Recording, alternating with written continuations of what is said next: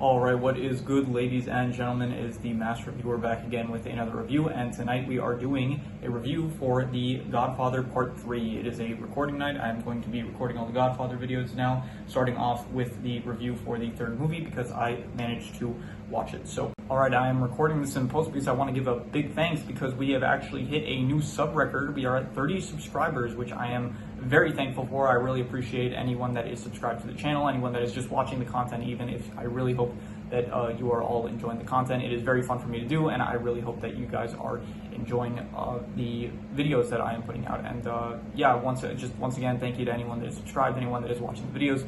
30 subscribers, big accomplishment, and I did not think that we would get. It's been like less than 3 months already, and already like it's not a lot, but hey, it's something, and honestly, I could not be happier with it. So once again, just really appreciate it. Thank you to anyone that is watching, and back to the video. Yeah, let us just begin, starting off with the plot. So it's a pretty it's kind of a messy plot, to be honest, and I don't really, it's not as good as the last two films to be. It's like, for one, you have none of the previous character. I'll talk about like the characters in the plot kind of in the same breath with this because they're pretty intertwined. Where this stuff I want to talk about. So basically, you have like no characters from the previous films really left. It's basically just it's Michael, it's Kay, and then it's like their children, and that's it. There's no one else previously. Tom Hagen, he doesn't return for this because there was like budgetary issues with his contract, so he didn't end up coming back for this film.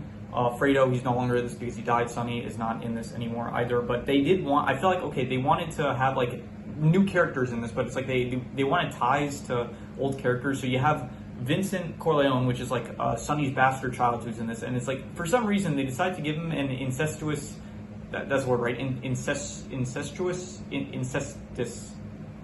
Incestuous relationship with Michael's daughter Mary. So it's like, I think they wanted to use, it's like because they only really had Michael's core family left, they wanted to have Mary do something, but then they also wanted to like include a new character, so they had to be like Sonny's bastard son. And it's like, so they had them like for some reason like they're in love with each other, so it's like, I don't know, it's kind of weird with that.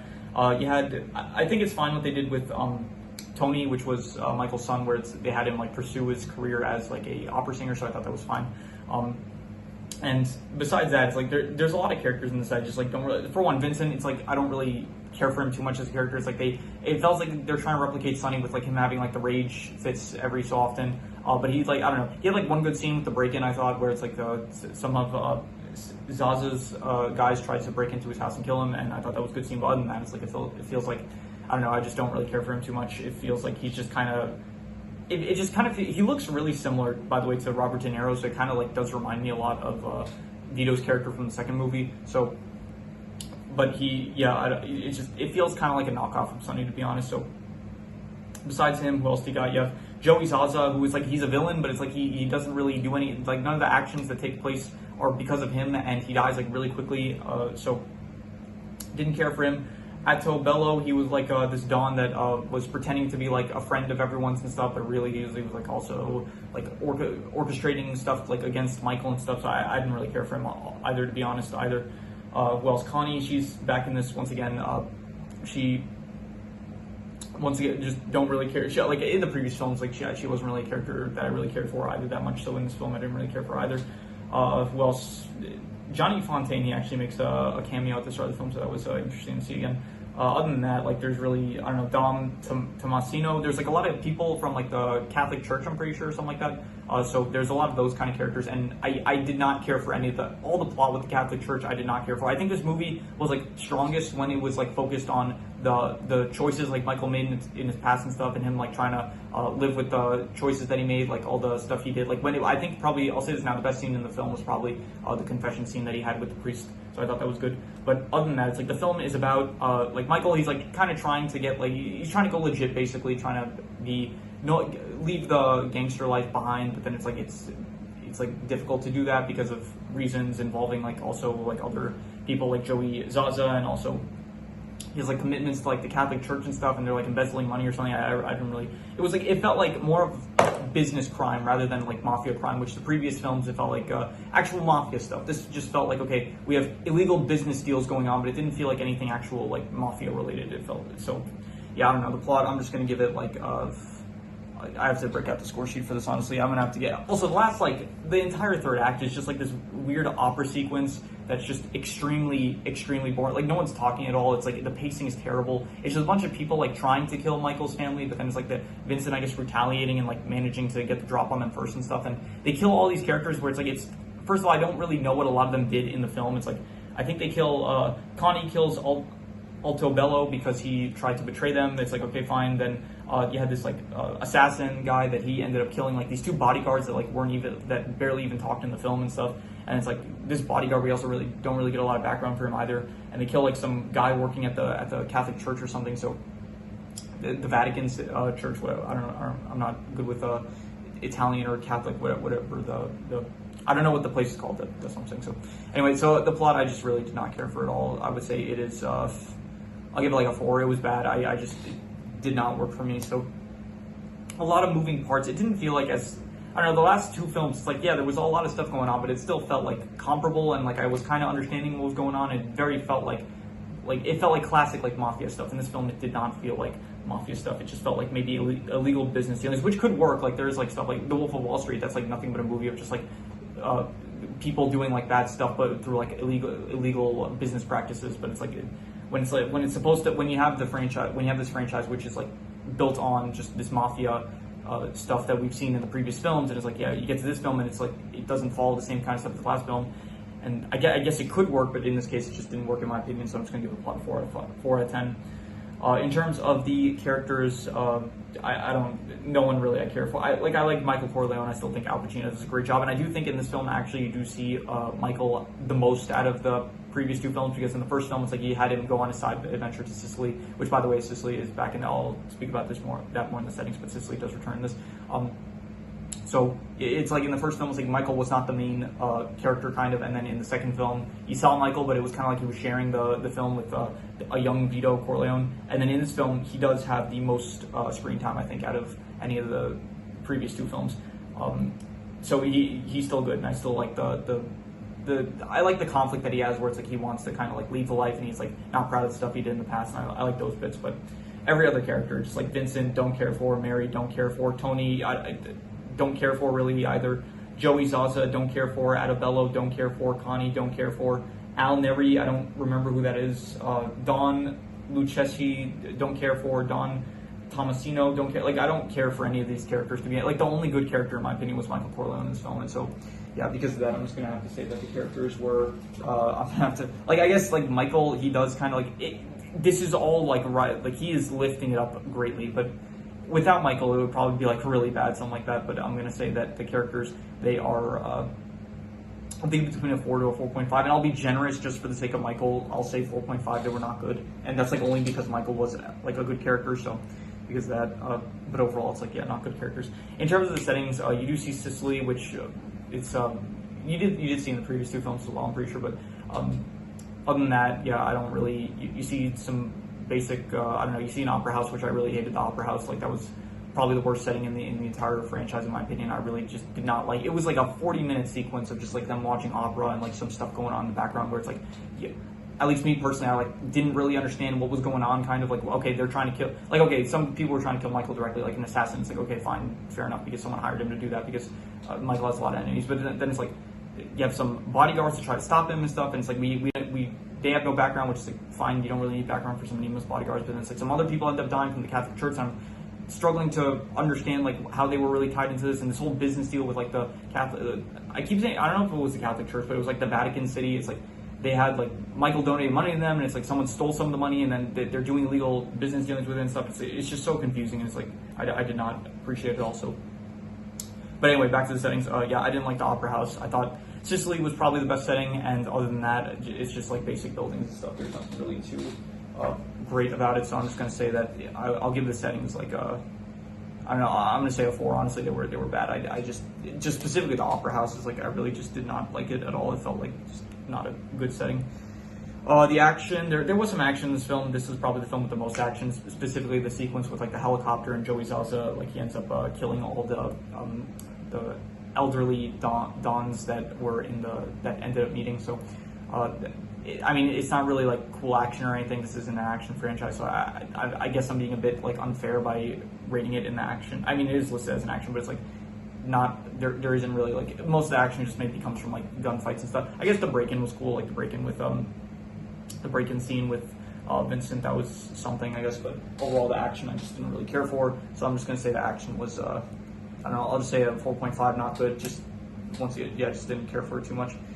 In terms of the drama, I think the only good drama is really just like I don't care for any of the stuff like the assassination attempts on Michael and stuff. I thought the only good stuff was like the drama where Michael is like kind of struggling with his inner turmoil with like the choices that he made, like the sins, like when he confesses to the priest, where it's like he killed his brother, he ordered men to kill, like all that stuff I thought was good. When he's speaking with Kay about like how he's changing stuff, he's kind of like still manipulating people. I thought that was fine. So I'll say that the drama, it was like decent. I'll say like a 5.5.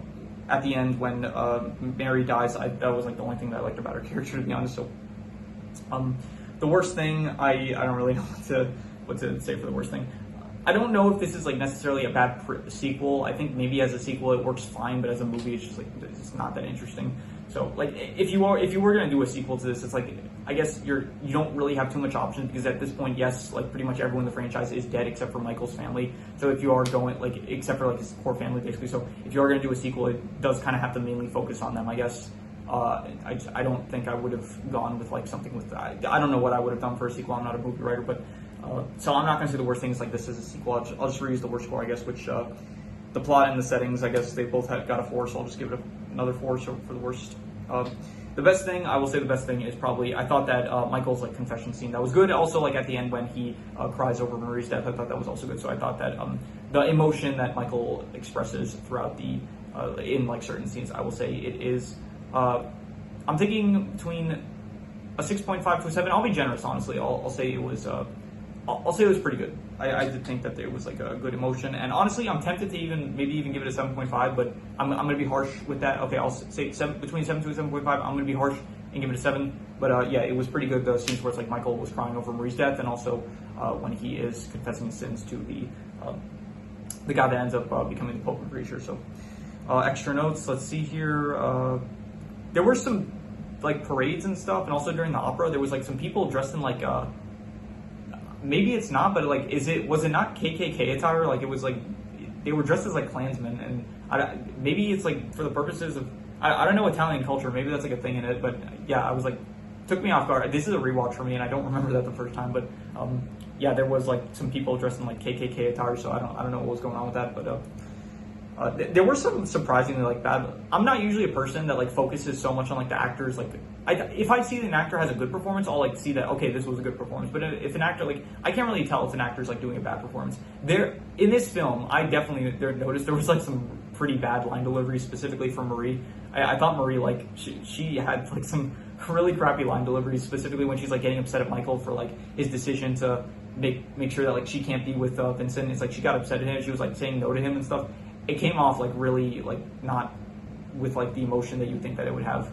Also Connie, like there was a scene where it's like she told Vincent basically to like get revenge for her on behalf of like Michael and stuff. And once again, it's like it felt like she didn't use like enough emotion that I feel like you would use in that situation. So yeah, there were some like surprisingly like not great line deliveries from certain characters. Like not throughout the entire film. There are like definitely some like I don't think Connie like does have also some good moments and stuff, but there were like surprisingly a decent number of line deliveries and stuff that I thought were not great. So what else? Let's see. I said that Vincent's actor Andy Garcia, he really looks like for some like how Robin De Niro looked in the last film. So like I was getting confused. At one point, I actually like I'm pretty sure he was driving them in a taxi. So I thought like it was Robert De Niro from Taxi Driver. So I was thinking like, are they doing a Taxi Driver reference? Like what? And I realized wait, no, this is just Vincent. So yeah. This movie's too long. Like, this entire franchise, like it totals like 9 hours in total. It's 3 films, and it's like a 9-hour long franchise. They could have absolutely like cut out like 3 hours, like make each film like 2 hours tops if you needed to be. Honestly, I felt like they could have like cut out even a bit more, but like they needed to condense like a lot of this franchise. Like just cut out some of the fat. I feel like I'll probably talk about that maybe a bit more with the next video, which I'm going to do the film ranking. But yeah, definitely this film felt too long. Like this one specifically. Like you could have cut out like an hour, to be honest, and like make it an hour 50 minutes, and then it probably would have felt better, I guess. But that's pretty much a criticism for every film in this franchise. I think that you could have cut like something. Maybe not the second film. The second film, my criticism was less so that it was like a long, and my criticism was more so like it felt like two movies combined. So it felt like maybe just like split them apart and have like two movies that are like maybe an hour and like 40 or 50 minutes or something like that. So anyway, anything else? Oh yeah. So at the end of for some reason, maybe it's like a Mandela effect I'm having, but on the first rewatch, I for some reason thought that Michael, he like dies of I'm pretty sure he dies of like a stroke from like the diabetes he has, because from what I remember, I thought like he had like slices of oranges with him and he just like didn't eat them, and that's why he died. But then looking back, it's like in the final shot, like you don't actually see him with slices of oranges, but you do see him like with an orange, like the circular fruit of the orange. So that was a weird way to describe it, but yeah. So I thought like the ending scene was like different than I remember, but anyway, yeah, that is all the extra notes I have. So I'm going to do the calculations. So King Crimson. All right, so it ends up coming out to about a 4.5, which would be not good. And honestly, I think I would probably, I think I would give it like, I think that's fair. I think I would say not good. I don't think I would. I was thinking maybe I would go lower, but like maybe between a 4 to a 4.5. But if that's the case, then I'll just be generous and give it a 4.5. I thought it was not good. Specifically, honestly, if like you could have probably like the third act. Honestly, if you like took the third act, if like without the third act, it might have been like a 5, like just not good or bad. But I wouldn't say like the entire third act was like the worst thing, because there were some good moments in it. But which is why I didn't say it's the worst thing. It's like I just gave the worst thing to the plot and settings. But I do think like it had the potential to just be like right in the middle, like the definition of mid. But it ended up just not. Yeah, it ended up getting into the negative region. So. Yeah, anyway, so if you have any recommendations, any shows, movies, video game stories, anime, web series, anything that you want me to review, leave it in the comments and I will maybe possibly check it out. But with that said, that is pretty much all there is to it, so let's leave it at that.